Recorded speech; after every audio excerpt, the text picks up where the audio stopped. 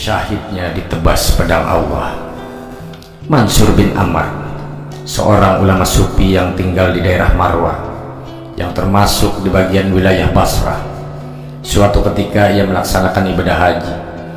Dalam perjalanan itu, ia singgah dan tinggal di Kufah untuk beberapa waktu lamanya.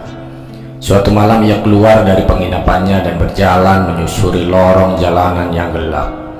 Tiba-tiba dari suatu rumah ia mendengar suara seseorang yang sedang bermunajat kepada Allah.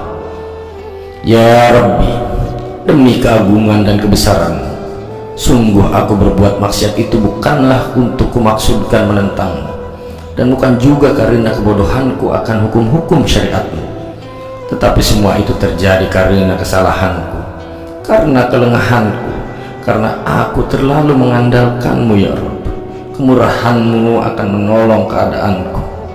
Ya Rabbi, betapa bodohnya aku ini telah berbuat maksiat, tetapi terimalah hujahku ini, pengakuan dan alasanku, karena jika tidak, kesedihan panjang akan selalu menyiksaku.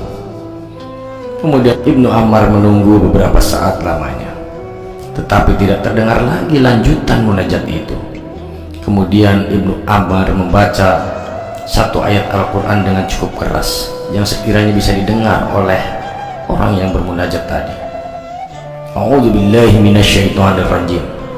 Bismillahirrahmanirrahim. Ya ayyuhalladzina amanu qu anfusakum wa ahlikum nar waquduha an-nas wal hijarah 'alaiha malaikatun giladun shidadun la ya'suna Allah ma amarahum wa yaf'aluna ma yu'marun. Surat At-Tahrim ayat 6 yang artinya adalah, wahai orang-orang yang beriman, peliharalah dirimu dan keluargamu dari api neraka yang bahan bakarnya adalah manusia dan batu. Penjaganya adalah malaikat-malaikat yang kasar dan keras, dan tidak pernah mendurhakai Allah terhadap apa yang diperintahkan kepada mereka, dan selalu mengerjakan apa yang diperintahkan Allah kepada mereka. Setelah membaca ayat tersebut, tiba-tiba Ibnu Ammar mendengar suara jeritan yang keras serta seruan yang menggetarkan hati. Tetapi setelah itu tak terdengar lagi apapun. Ibnu Umar menunggu dan tetap tidak ada suara apapun. Karena itu kemudian ia pun berlalu pergi dan kembali menuju ke penginapannya. Keesokan harinya Mansur bin Ammar kembali berjalan melewati rumah itu. Ia mendengar suara tetap tangis dari seorang wanita yang berada di dalam rumah itu. Beberapa orang keluar masuk yang tampak sedang melayat atau bertakziah karena ada yang meninggal di rumah itu.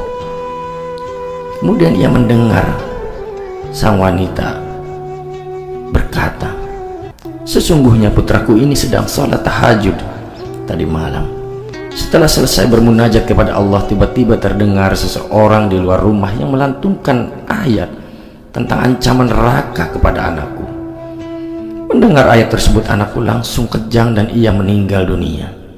Semoga Allah tidak memberikan pahala kepada orang yang melantunkan ayat tersebut. Ibnu Ammar sangat terkejut mendengar perkataan tersebut.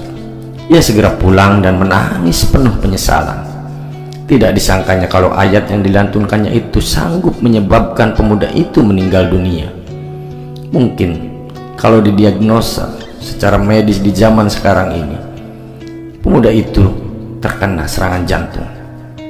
Rasa terkejut dan takut yang begitu mendadak sehingga jantung berhenti berdetak.